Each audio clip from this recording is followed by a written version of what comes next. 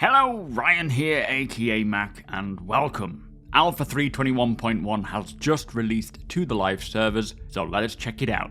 As always, a huge thank you to all of my patrons and channel members. Thank you so much for making these kinds of videos possible, and if you do enjoy my videos, please do consider subscribing and helping the channel to grow. So Alpha 3.21.1 has just gone live, and there is quite a bit to this patch.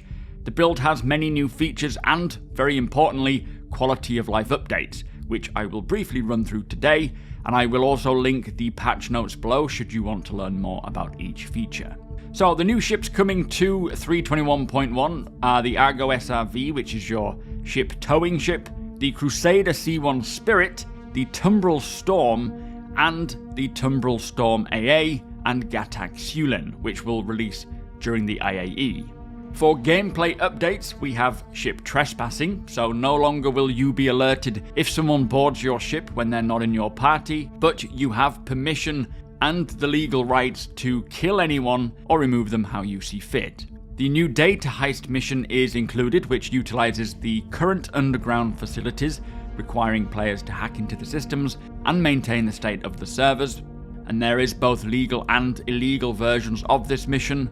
Tractor beams have been updated to Tier 2, with vehicle tractor beams now added for the ships that require them, plus the Argo SRV tractor beam, which allows you to tow other ships, as well as appropriate laws and security requirements for using them, which seem to be okay up to now, but will likely need a bit of balancing later down the line. We also have the dedicated Grey Cat tractor beam, which is a very fun device to use, and is available to purchase at any of the L1 or L2 stations. Now for AI, they have brought across all of the AI work that they did for Squadron 42 into the persistent universe, which means more difficulty, more abilities, traits, behaviors, animations, and more. And as much as it is still very dependable on the server FPS as to whether they work or not, when you do get to see them working, they are greatly improved and a lot more challenging. The new player experience has been added to New Babbage, so players who are new to the verse can find their feet at either ArcCorp or New Babbage, and they will apply these same principles to all of the other locations as well, eventually. There are new ground radar sensitivity additions, so different radars can see ground vehicles from different ranges, as well as allowing ground vehicles to target other ground vehicles. The ship cargo amounts found in various mission ships have been rebalanced so that players don't continuously stumble upon 10 million Alpha UEC worth every time, which I think is a very important update, especially now they're properly sorting out the economy. You will still stumble upon this kind of loot, it'll just be less common than what it was, which I think is appropriate.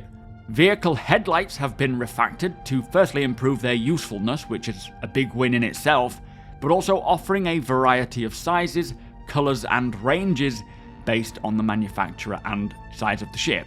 So for a size 1 headlight, the casting will be up to 500 meters, and then for a size 6, which is the largest you can get, the headlights will cast up to 3,000 meters. This is probably one of the best quality of life updates for this patch, as it has been very important for a long while being able to see in the dark. Now they have also partially balanced many ship masses with changes to their velocities and handling, and these include the Nova Tonk, the Drake Caterpillar, the Corsair, the Vanguard, the Mole, the Raft, and the Mercury Starrunner. I'm sure more will come, but it's nice to see these updates coming along. The Nova Tonk has also had adjustments to its minimum and maximum track friction and steering stiffness. It'll be interesting to see how the new Tumbril Storm handles. It seemed to move a little odd on the Inside Star Citizen we saw, but I'm sure all of the updates that will come in the future, if it is odd, will improve it and make it feel right. Now for core tech, they have made several client performance optimizations. They've put in multiple physics changes to help prevent corpses falling through the planet, as well as server performance optimizations for ship debris. With this build, there is also 36 bug fixes, 9 client crash fixes, 5 server crash fixes, and a server deadlock fix as well. Plus, Siege of Orison is now back on, and I think there is a schedule to this. I haven't seen it myself yet, but there are also many updates to Arena Commander, which mostly seem to be about balancing everything out. but great to see continued work on improving Arena Commander and just getting everything in there to the same standard or better really than the PU.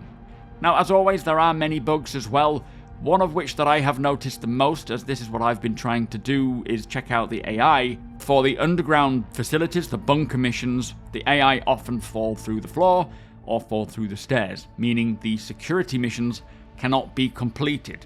Now, I really hope that this gets fixed soon, as I know that this mission, or these types of missions, are often the bread and butter missions for many players. They are aware of it, they're working on it, so fingers crossed it can get resolved as soon as possible. But that is Alpha 3.21.1. It is a great interim patch with many new features, but most importantly for me, many quality of life improvements, which we are seeing get addressed since 3.20, now 3.21, 3.21.1. This is going to be the norm moving forwards with the Persistent Universe patches, with time and focus being on getting the Persistent Universe not just fleshed out, but fixing the bugs, smoothing out the experience, and just making it easier and more enjoyable to play, which I am very happy about.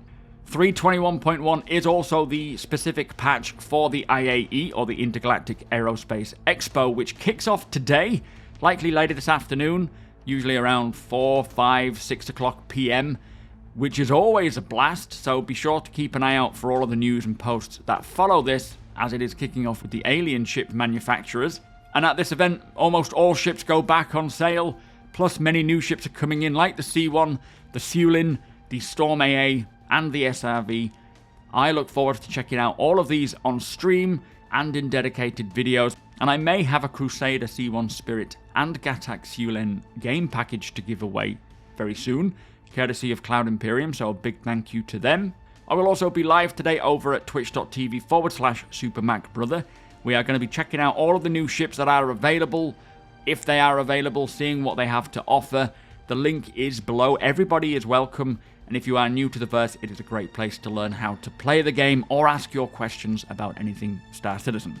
Also, talking of the IAE, the free fly will kick off today, as I say, usually around 5 PM, so if you have a friend who is already playing Star Citizen, do them a favour and ask them for their referral code, as this will give you some in-game credits.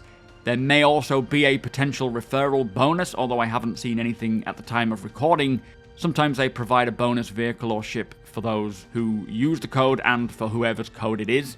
So as I say, make sure you find a code, but by all means use the code in the top left hand of the screen, which is also linked in the description below. It is much appreciated. But that is Alpha 3.21.1, a nice interim patch.